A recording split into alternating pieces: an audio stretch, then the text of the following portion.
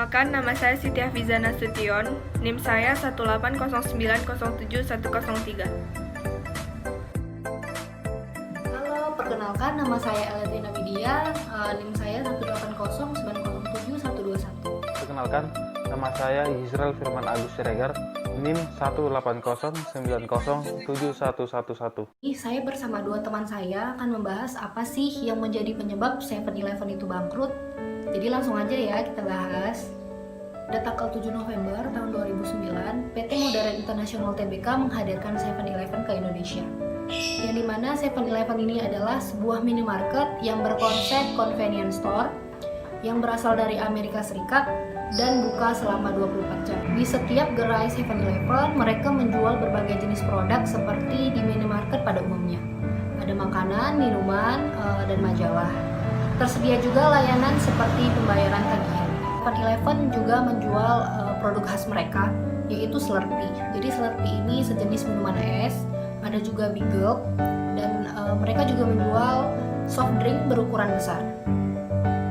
7-Eleven atau Sevel nama trennya menjadi tempat tongkrongan favorit para kaula muda dan para pekerja kantoran, karena mereka juga memfasilitasi Sevel ini dengan wifi, terus ada keju leleh gratis untuk cemilan.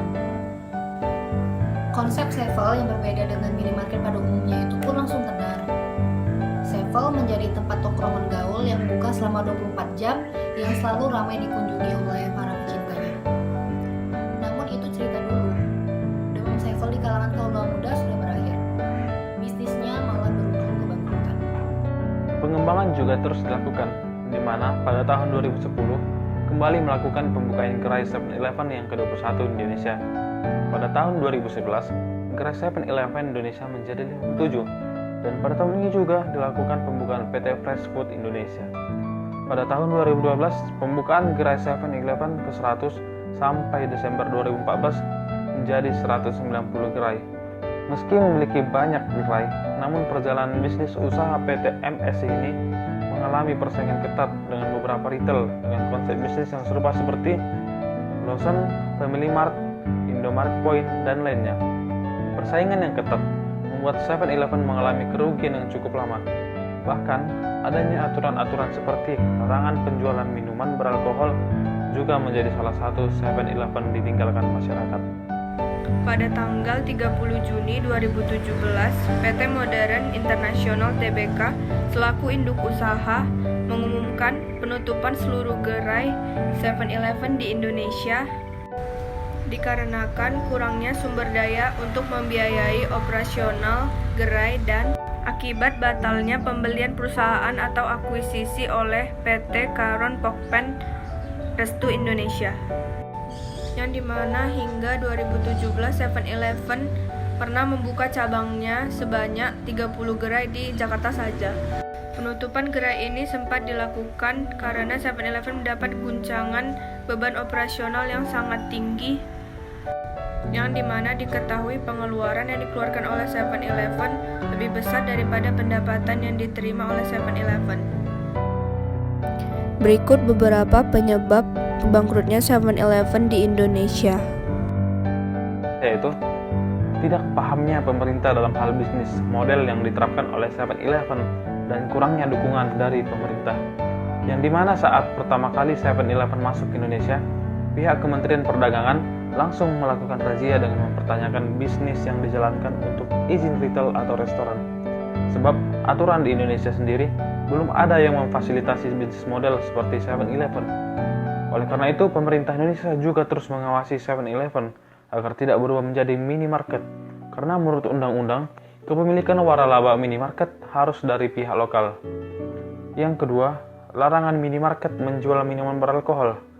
Tanda-tanda penurunan usaha bisnis 7-Eleven yang dilakukan oleh PT Modern International atau Tbk terlihat sejak bulan April 2015, ditandai dengan kehilangan pendapatannya dari penjualan alkohol karena penjualan alkohol dari pemerintah. Hal ini menyebabkan sebanyak 20 gerai ditutup karena tidak mempunyai performa yang baik. Padahal kenyataannya, salah satu produk yang diminati di 7 adalah birnya. Hal ini membuat customer yang biasa membeli bir atau sejenisnya di 7-Eleven beralih ke tempat lain. Yang ketiga, model bisnis yang kurang tepat. Model bisnis yang kurang pas juga menjadi salah satu penyebab bangkrutnya 7-Eleven. Bisnis ini berbentuk convenience store, tetapi menyediakan meja dan kursi. Rata-rata orang yang berbelanja ke 7-Eleven hanya membeli satu produk, kemudian menghabiskan waktu di 7-Eleven hingga berjam-jam dengan menikmati fasilitas yang ada seperti Wi-Fi. Akibatnya, pemasukan 7-Eleven tidak besar, malahan mereka harus menanggung beban pengeluaran yang tidak sedikit, mulai dari listrik, karyawan, dan sewa tempat. Toko yang tidak mencapai target. Jadi penutupan gerai 7-Eleven ini bertujuan untuk mengurangi kerugian akibat beban biaya operasional, yang dimana untuk membayar biaya listrik, biaya sewa toko, dan membayar pajak. Ada juga sewa toko yang tahun ini habis, ditambah lagi dengan kinerja yang tidak mencapai target. Jadi hal ini membuat perusahaan mengevaluasi ulang apa yang harus dilakukan, sehingga penutupan toko ini adalah hal yang wajar. Yang kelima, daya beli pelanggan 7 rendah. Hal ini dikarenakan banyak produk yang potensi jualnya rendah tetapi tetap masuk ke dalam toko, sehingga terlalu banyak produk yang tidak penting. Ini juga karena harga yang ditetapkan oleh 7 lebih tinggi dibandingkan harga yang ditawarkan oleh minimarket lainnya, sehingga 7 semakin ditinggal oleh para pelanggannya. Yang keenam, tata kelola manajemen usaha tidak jelas. Jadi penyebab tutupnya gerai 7-Eleven juga dikarenakan tata manajemen internal perusahaan, yang dimana pemegang saham 7-Eleven terdiri dari beberapa orang, yang dimana tiap-tiap pemegang saham pasti memiliki cara pandangan yang berbeda atas tata kelola, rencana bisnis, dan sebagainya. Jadi pengelolaan 7-Eleven terlalu banyak pemegang saham yang ikut campur, sehingga pengelolaannya tidak profesional. 7. Salah target sasaran. 7 menjual makanan, minuman, snack, serta makanan lainnya yang harus dipanaskan lagi. Tapi kenyataannya ini menjadi bumerang bagi 7 itu sendiri karena masih adanya daya minat pembeli yang kurang. Banyaknya anak muda yang nongkrong berjam-jam di 7 hanya membeli soft drink, dan ini menyebabkan pemasukan tidak sebanding dengan yang dikeluarkan oleh 7 itu sendiri. Karena pada awalnya mungkin 7 mengharapkan para anak muda ataupun para penongkrong yang nongkrong di 7 itu membeli produk-produk premium mereka, tetapi hal itu tidak tercapai. 8 yaitu cost operasional tinggi namun pemasukan sedikit. Cost yang harus dibayarkan 7-Eleven sangatlah besar, tapi pemasukan yang didapatkan sedikit. Misalnya, pengeluaran yang mereka keluarkan untuk memanaskan makanan sangat tinggi, tetapi peminatnya sedikit, dan juga biaya untuk lokasi mereka yang strategis itu pasti akan membutuhkan biaya yang tinggi, tetapi para pengunjung hanya membeli beberapa produk yang instan saja dan tidak terlalu mahal, bukan produk-produk premium mereka, dan ini menyebabkan pemasukan untuk 7-Eleven itu sendiri menjadi sedikit, tidak sebanding dengan apa yang didapatkan. 9. Pembatalan akuisisi perusahaan.